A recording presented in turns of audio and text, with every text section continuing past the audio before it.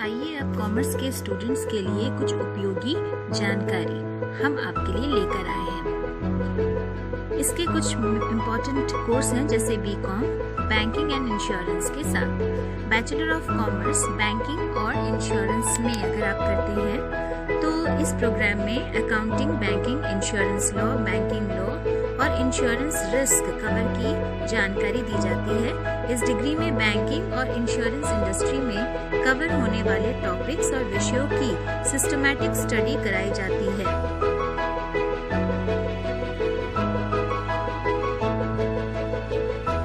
अगला कोर्स है bachelor of commerce जिसमें ऑनर्स आता है।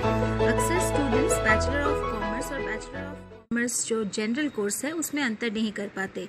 जब बीकॉम ऑनर्स होता है तो ये 3 साल की डिग्री प्रोग्राम है जिसमें एक विषय में स्पेशलाइजेशन भी कराया जाता है और साथ ही में इसमें स्टूडेंट्स मार्केटिंग मैनेजमेंट, अकाउंटिंग और फाइनेंशियल मैनेजमेंट, इंटरनेशनल ट्रेड एवं फाइनेंस, बैंकिंग एवं ह्यूमन एंड रिसोर्स मैनेजमेंट आदि के बारे में जानकारी प्राप्त करते हैं।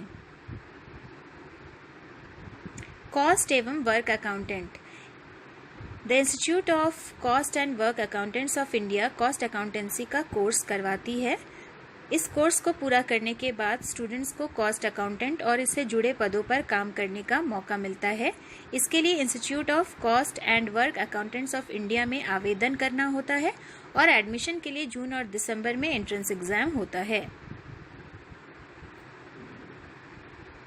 Chartered accountant. The institute of chartered accountants of India ICAI chartered accountant का कोर्स कराता है।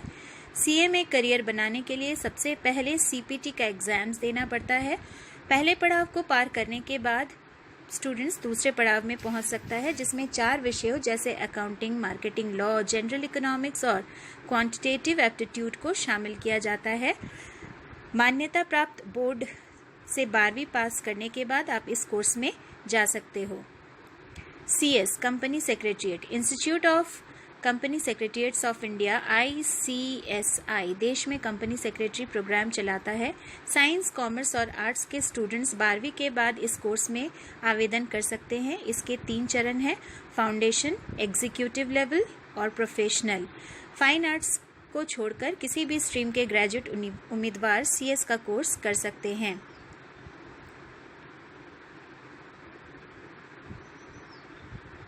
बीकॉम के साथ साथ यदि आप कंप्यूटर अकाउंटिंग का भी कोर्स करें तो ये आपके लिए एक्स्ट्रा बेनिफिट साबित होगा। 12वीं या ग्रेजुएशन के बाद बैंकिंग की परीक्षा आप दे सकते हैं, SSC, रेलवे की परीक्षा दी जा सकती है, सिविल सर्विसेज की परीक्षा भी आप दे सकते हैं। साथ ही कॉमर्स विषय में अगर ई-कॉमर्स में करियर आप बनाना चाहे तो ये भी एक अच्छा विकल्प साबित हो सकता है।